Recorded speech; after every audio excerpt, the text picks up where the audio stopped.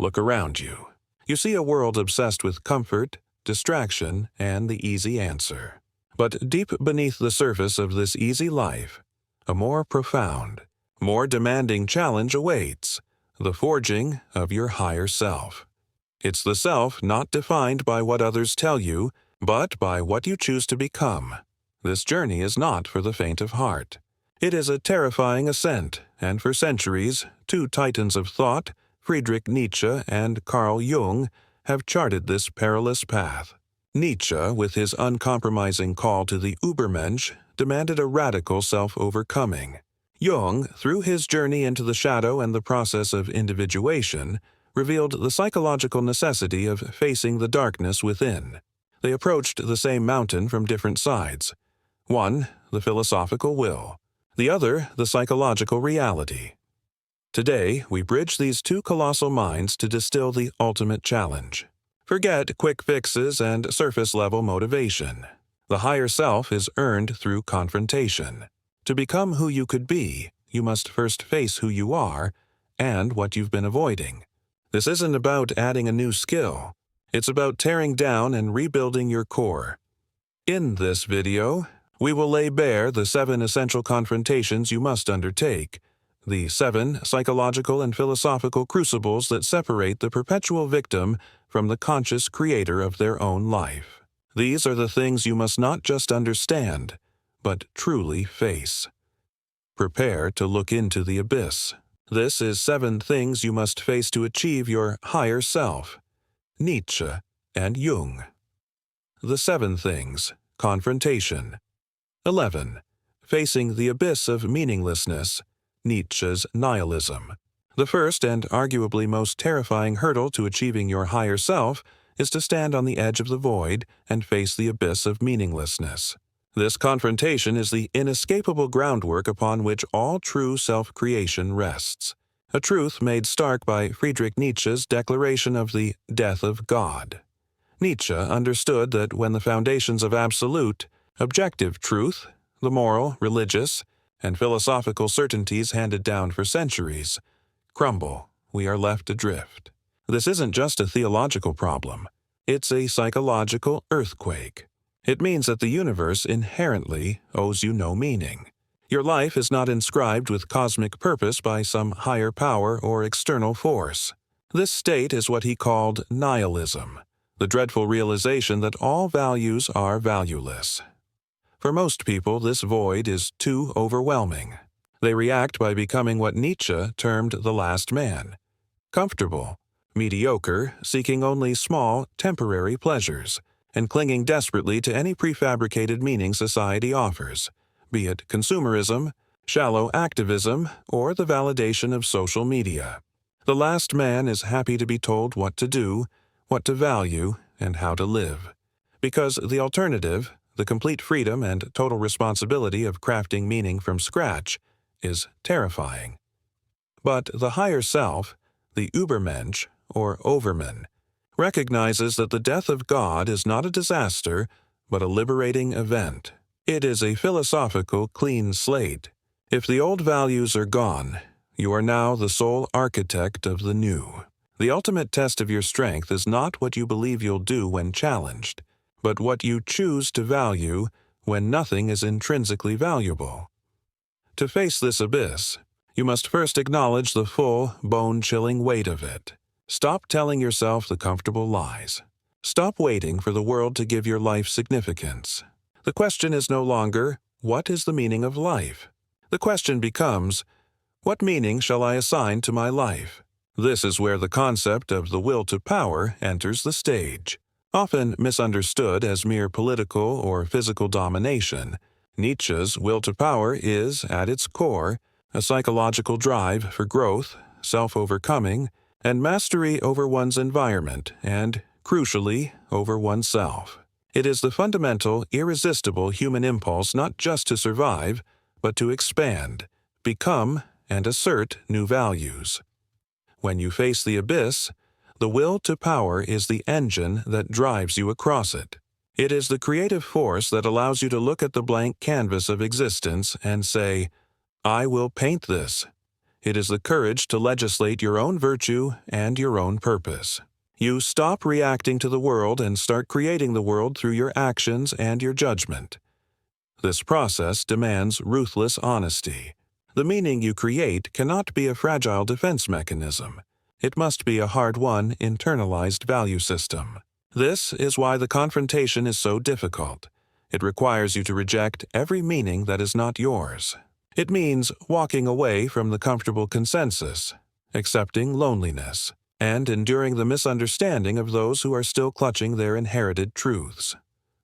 The truly terrifying aspect of this confrontation is the responsibility. If you create your own meaning, you are entirely responsible for its outcome. There is no one to blame but yourself if your self-created purpose fails to sustain you. This is the loneliness of the creator. But it is only in this radical, self-generated responsibility that the higher self can emerge. You transcend nihilism not by denying the void, but by using the freedom it grants you to impose your creative will upon existence. You become the creator of your own spirit, affirming life, all of it. The pain and the triumph, by willing it to be as it is, and then willing yourself to be greater within it. The challenge here is to embrace the burden of freedom. The higher self understands that the joy of authentic meaning is directly proportional to the difficulty of its creation. You must be prepared to face the world and say, "The only reason this matters is that I have decided it matters, and I will stake my existence on this declaration." This is the first, vital step, recognizing that the only person qualified to give your life meaning is the person you are striving to become. 2. Facing your shadow, Jung's psychological darkness. If the first confrontation, the abyss of meaninglessness, was a challenge issued by the external world, the second is a trial by fire from the world within. This is the necessity of facing your shadow, the single most vital, difficult step on Carl Jung's path toward individuation, the path that forges the higher self. Jung defined the shadow as everything in the personal unconscious that the ego does not wish to know about itself. It is the repository of your unlived life, your denied urges, your social embarrassments, your moral deficiencies, and your primal animalistic drives. It holds the anger you swallow, the lust you repress, the envy you deny, and the laziness you rationalize. The shadow is not just negativity, it is the raw, untamed potential that the conscious ego finds too frightening or too uncivilized to integrate. The vast majority of people spend their lives engaged in a psychological war against their shadow. They use mechanisms of repression and, most powerfully, projection to keep it at bay. When you see a flaw in another person that fills you with an irrational, disproportionate disgust, a greedy politician, a loud and vulgar neighbor, a coworker who cuts corners, you are almost certainly looking at a piece of your own rejected shadow. You push your own darkness out of your self-image and into the convenient scapegoats of the external world. You blame, you judge, you moralize, all in a desperate attempt to maintain the illusion of your own psychological purity. But the shadow cannot be destroyed. It can only be integrated. And the more you fight it, the more dangerous it becomes. When repressed, the shadow doesn't vanish. It festers. It leaks out in self-sabotage, bursts of inexplicable rage, chronic anxiety, and hypocritical behavior. It is the true source of your unconscious cruelty, the part of you that keeps tripping you up just when success seems within reach. This is the ultimate internal resistance to your higher self. The confrontation with the shadow begins with the brutal act of self-observation. You must cease projecting and start owning. This means looking closely at the things you despise in others and asking, where does this quality, in a nascent or potential form, exist within me? If you hate judgmental people, you must ask, how and when am I judgmental? If you despise weakness, you must confront the hidden, fragile parts of yourself you've worked so hard to hide. The goal of this process is not self-flagellation, but acceptance. Integrating the shadow does not mean acting out every dark impulse. It means recognizing that these impulses are part of your total psychological reality. A warrior must know his weapon's weight and sharpness. The higher self must know its own darkness. Only by acknowledging the raw, amoral energy of the shadow can you choose to channel it constructively. The aggression becomes assertiveness. The envy is transformed into an intense drive for excellence. The raw power of instinct is brought under the domain of the conscious will. The moment of integration is painful because it shatters your idealized self-image, the persona, the mask you wear for the world. You realize you are not merely the hero of your own story. You are also the villain. You are not a perfect angel. You are a complex, contradictory human being capable of both immense creation and immense destruction. This realization is necessary because the higher self, the ultimate expression of the self in Jungian terms, is a totality. It encompasses light and dark, order and chaos, masculine and feminine. By integrating the shadow, you gain three vital things for the higher self. First, depth and authenticity. Second, the ability to empathize with the failings of others because you recognize their roots in yourself. And third, the liberation of psychic energy that was previously consumed by the task of endless repression. You stop running from yourself, and in that moment of stillness and acceptance, you become whole. This courage to embrace the totality of the self, to stand complete in your darkness and your light, is what separates the fully realized individual from the fragmented, perpetually projecting soul. Facing the persona, the mask you wear for society. If the shadow is the hidden darkness within you, the persona is the carefully constructed, polished, and often brittle shell you present to the outside world. It is the third essential confrontation on the road to the higher self, and it is a challenge recognized by both Nietzsche and Jung. The demolition of the false self built entirely on societal expectations. The persona, in Jungian terms, is not inherently evil. It is a necessary adaptation. It is the public face, the professional title, the social role, the compromise between the ego and the collective. We need a persona to function in society. The doctor acts like a doctor. The parent acts like a parent. The philosopher acts like a philosopher. But the danger lies in the identification, when we mistake the mask for our true face. When the persona consumes the self, we become hollow echoes, performing a role rather than living a life. Nietzsche would view the over-reliance on the persona as the ultimate failure of courage, a kind of existential cowardice. It is the flight from the self into the consensus, a willing submission to what he called herd morality. The persona is the psychological mechanism that allows you to live the life society prescribes as good, successful, or appropriate, even if that life feels alien to your deepest, most individual instincts. When you choose a career based on prestige rather than passion, when you adopt opinions because they are popular, or when you muzzle your true character to fit in, you are prioritizing the health of the persona over the life of the higher self. To face the persona is to engage in a profound act of disidentification. It is asking, if I stripped away my job title, my social standing, my possessions, and the expectations others have placed on me, who is left? The answer is often an unsettling emptiness, because the ego has become so fused with its performance that it fears it has no substance otherwise. This is why confronting the persona is so painful. You risk social censure, professional failure, and the loss of identity. The courage required here is the courage to be unpopular. The higher self cannot be mass-produced. It is an individual, unique creation. When you begin to live authentically, you inevitably violate the silent rules of the herd.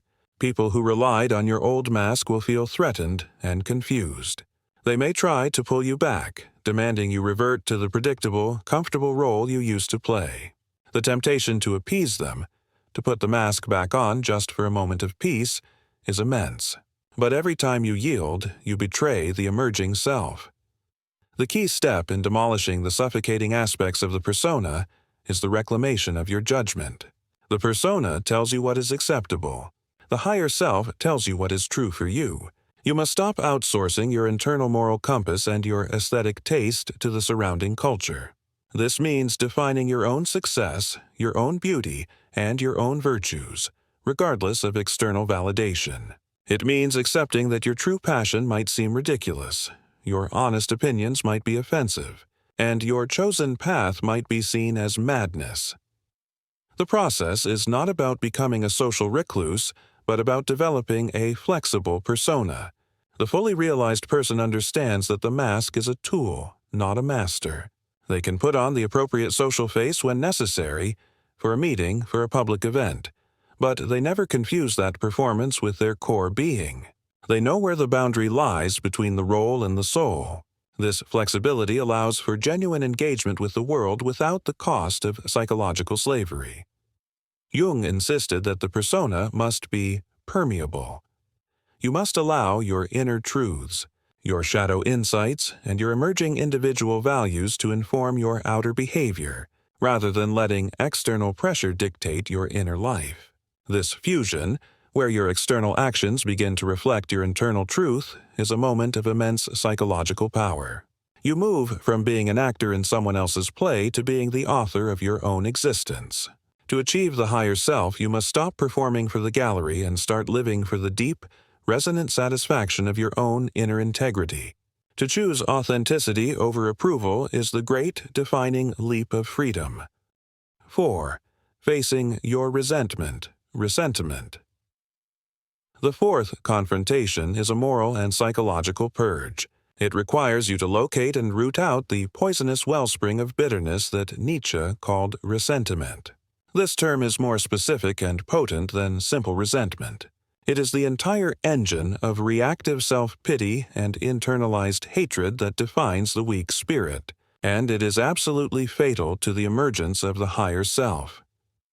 Ressentiment is the psychological state where an individual, feeling powerless or incapable of genuine, affirmative action, finds comfort by inventing a negative morality to condemn the powerful, the happy, and the successful. Instead of saying, "I choose to be weak," the person suffering from ressentiment says, "They are evil because they are strong." Instead of admitting, "I failed because I didn't try," they declare, "The world is unjust and rigged against me." This is the ultimate expression of slave morality. Since the individual cannot act to overcome their own limitations, they instead take revenge by devaluation. They redefine the virtues of the strong, courage, pride, joy, spontaneous creativity, as vices, arrogance, selfishness, greed, and lack of humility. The true aim of ressentiment is not to elevate the self, but to drag the world down to the level of the sufferer. It is a creative lie designed to make one's own stagnation feel like a moral high ground. The confrontation with ressentiment is so difficult because it attacks the very identity of the modern moralist. To acknowledge ressentiment is to admit that your sense of being good is built not on genuine affirmation, but on psychological compensation. It means accepting that your critique of the world, which you believe is objective moral insight, is often nothing more than sublimated envy. Jung, from his psychological perspective, would see ressentiment as a heavy burden on the soul, a form of self-imprisonment that blocks the process of individuation. When you are fixated on what others have done to you or what they possess, your psychic energy is flowing outward, constantly consumed by comparing, judging, and complaining. The vital energy required to face the shadow, build a creative meaning, or craft the higher self is instead wasted in the useless act of chewing on the past. You become a psychological vampire, feeding on your own victimization. To face this demon, you must engage in a practice of radical self-accountability. Every time you feel that hot surge of judgment or envy, you must pause and ask the fundamental Nietzschean question: is this a criticism based on a genuine, self-created value, or is this a reactive feeling born of my own frustration and lack of courage? The true higher self operates from master morality. This morality is life-affirming and action-oriented. The master says, "This is good because I affirm it and I act upon it." When the higher self sees something admirable in another, it does not devalue it. It recognizes the quality as a possibility for itself. It feels inspiration, not resentment. It judges by its own standards of excellence, not by the low standards of collective pity. To purge ressentiment, you must replace blame with responsibility. You must turn the finger you point outward and point it inward, not to self-pity, but to self-initiation. Instead of focusing on why you can't achieve something because the world is unfair, you must focus on the one thing you can change: your own effort, your own perspective, and your own will. This liberation is perhaps the greatest freedom offered by the higher self journey. When you finally stop using the injustice of the world as an excuse, you reclaim all the psychic energy previously used for complaint and defense. You cease being a victim of circumstance and become a force of nature. The higher self understands that the greatest revenge against a world that might have wronged you is not to complain about it, but to become so strong and so creatively vital that its perceived injustices can no longer touch your core being. You don't ask the world to be fair. You simply become too powerful to need its permission. Facing the eternal recurrence, Nietzsche's ultimate test, the fifth step toward the higher self is the most demanding psychological test Nietzsche ever conceived, facing the eternal recurrence. This is the thought experiment that separates the life-affirmers from the life-deniers, the nascent Übermensch from the passive spirit. It is the crucible of existential courage. Imagine, for a moment, that a demon were to steal upon you in your loneliest solitude and tell you this: this life as you now live it and have lived it, you will have to live once more and innumerable times more, and there will be nothing new in it, but every pain and every joy and every thought and sigh and everything unutterably small or great in your life will have to return to you, all in the same succession and sequence. This is the proposition. It is not a scientific prediction, but a moral imperative disguised as a cosmic law. The challenge is not to debate the metaphysics of eternal return, but to answer the demon's question: how would you react? For the person clinging to comfort, resentment, and unlived potential, this prospect is utter damnation. To relive their mediocre life, their mistakes, their betrayals, their petty grievances, and their moments of profound cowardice, endlessly, this is the final, crushing weight of their life denial. They would collapse in despair, their life judged worthless by the simple metric of repetition. But for the higher self, the response must be a resounding yes. The eternal recurrence is the ultimate tool for evaluating the quality of your current existence.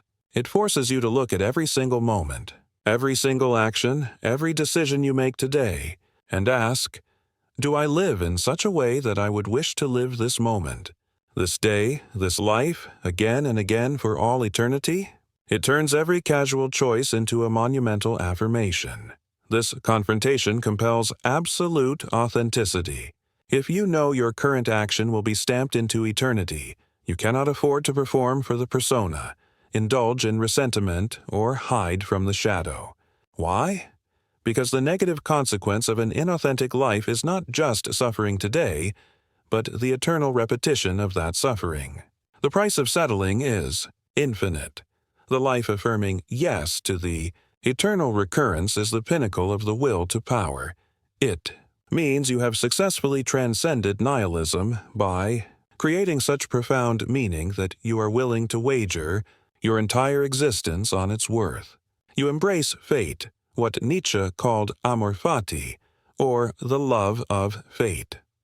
Amor Fati is not mere stoic acceptance.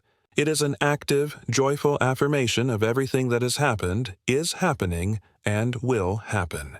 It means loving the struggle, the pain, and the necessary failures, because they are the indispensable ingredients in the forging of the person you have become. You refuse to wish things were different, because wishing the past were otherwise is wishing yourself away. The higher self looks at its biography, recognizes the totality of its dark and light moments, and seals it with a conscious, powerful consent. This confrontation also clarifies the concept of responsibility. If you must live this life infinitely, then the only moment that truly matters is this moment. You can no longer postpone true living until tomorrow, next year, or after some achievement. You must live with such integrity, creativity, and power, now that the thought of repeating this very day brings you an ecstatic joy, not a heavy dread. To truly face the eternal recurrence is to achieve a psychological state of timelessness, a state Jung might recognize as being deeply connected to the archetypal, eternal nature of the self. You move beyond the tyranny of past regrets and future anxieties, centering yourself entirely in the present moment. Because that moment is the one you are willing to claim forever. The higher self, having passed this test, stands utterly redeemed, having justified not only its own existence, but the necessity of the entire world that produced it. It has given birth to itself, over and over. 6. Facing the anima, animus, Jung's contrasexual soul. The path to the higher self demands not just the integration of darkness, the shadow, but the integration of internal opposites. The sixth confrontation is the critical meeting and reconciliation with the anima in men, or the animus in women, the archetypal representation of the contrasexual soul within the psyche. This is the moment where the individual transcends rigid gender roles and achieves psychological androgyny, a key marker of genuine individuation. Jung discovered that every person, regardless of their biological sex, contains an unconscious image of the opposite sex.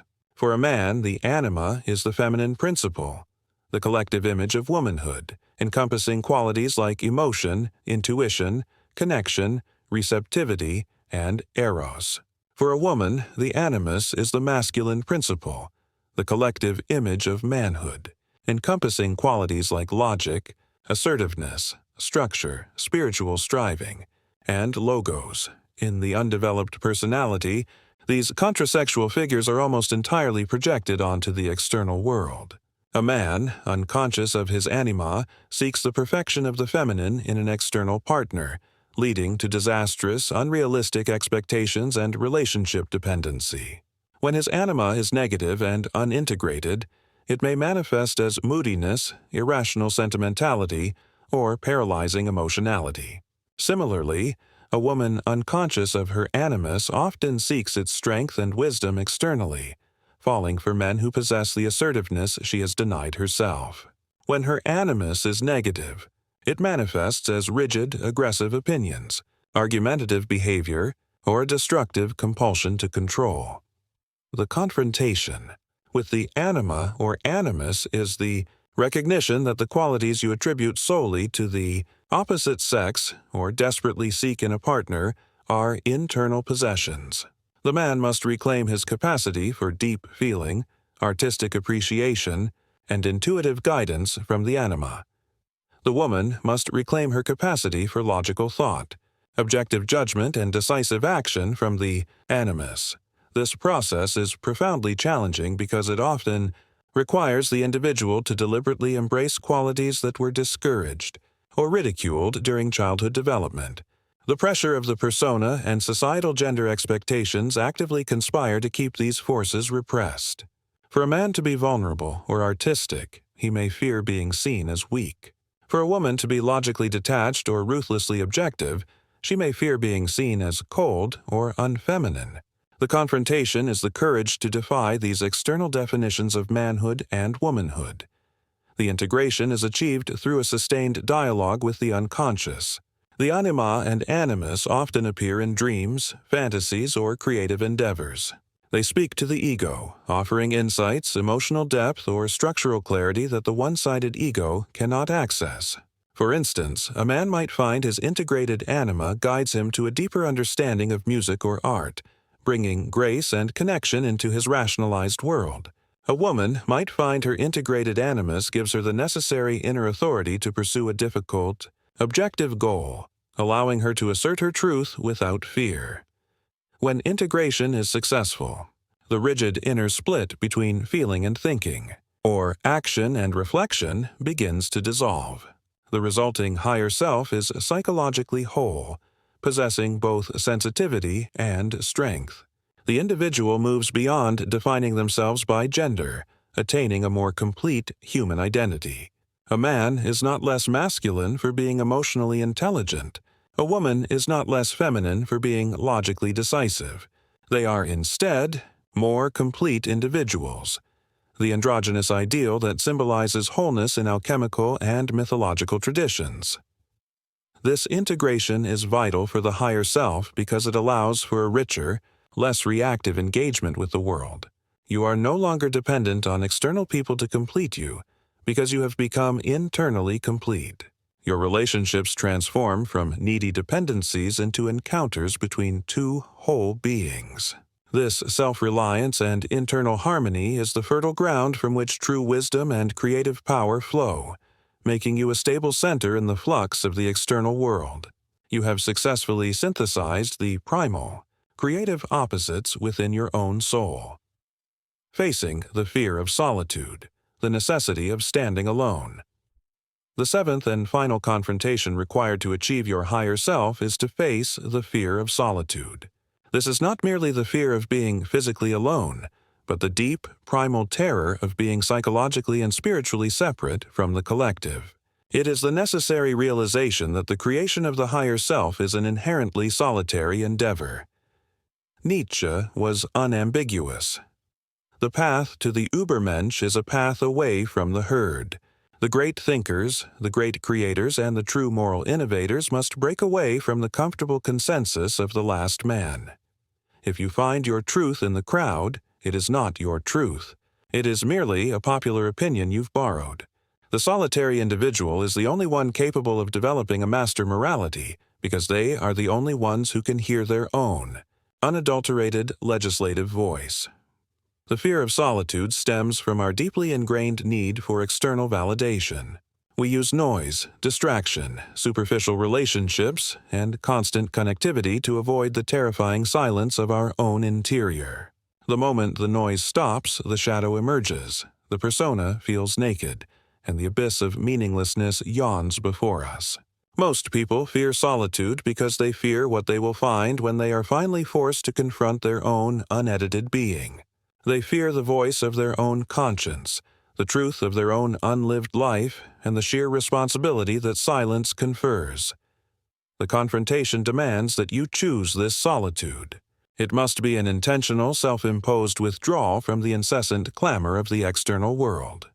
Jung emphasized that the process of individuation, the journey toward psychological wholeness, requires a period of intense introversion.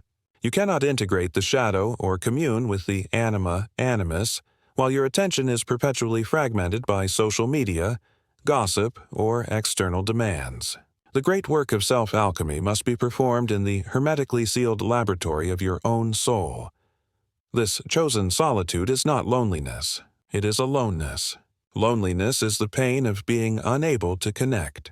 Aloneness is the glorious, productive state of being fully connected to oneself. It is in this aloneness that you learn to differentiate between your own desires and the desires others have projected onto you. It is where you find the inner resources and creative stillness required to author your own existence. The higher self, forged in this crucible, becomes self-contained. It no longer needs the approval of the herd because its value is internally validated through its own creative affirmation. The final test of this confrontation is courageous acceptance. It is the acceptance that when you ascend to your highest self, you will be, by definition, misunderstood. Your values will be different, your drive will be unsettling, and your refusal to engage in the petty dramas of the herd will be perceived as arrogance or alienation. You must accept that your reward is not popularity, but integrity, the sublime joy of knowing you are living your truth. To embrace solitude is to fully claim the freedom granted by the death of objective meaning and the destruction of the persona. It is the final unifying step, taking all the psychological energy reclaimed from projection, resentment, and performance, and investing it entirely back into the creative cultivation of your own spirit. Only the solitary spirit has the strength to stand up and say, "I will be the origin of my own value." The higher self is the result of a profound turning inward, a declaration that your deepest audience is your own demanding, creative will. We have walked a difficult path together. traversing the terrain charted by two of the most challenging minds in history. We began with the cold, vast expanse of nihilism, where we were forced to accept that the universe offers no meaning but the meaning we are brave enough to create. This philosophical leap paved the way for the terrifying psychological work. You faced your shadow, the denied darkness, and realized that wholeness is only possible when you stop projecting your flaws onto the world and reclaim the raw power of your instincts. You then confronted the suffocating weight of the persona, the mask, and began the difficult work of dismantling the identity built on societal approval, choosing authenticity over popularity. You purged the venom of resentment, trading victimhood for the master morality of self-accountability and life affirmation. Then came the ultimate philosophical test, the eternal recurrence, which demanded that you live every moment with such profound intention and joy that you would willingly stake your infinite repetition on it. This deep self-affirmation allowed you to turn inward and integrate the anima or animus, reconciling the internal opposites to achieve a state of psychological wholeness that transcends mere gender. Finally, you embraced the ultimate responsibility of solitude, choosing to stand alone, anchored by your own self-created values, free from the dictates of the herd. These 7 confrontations are not a checklist.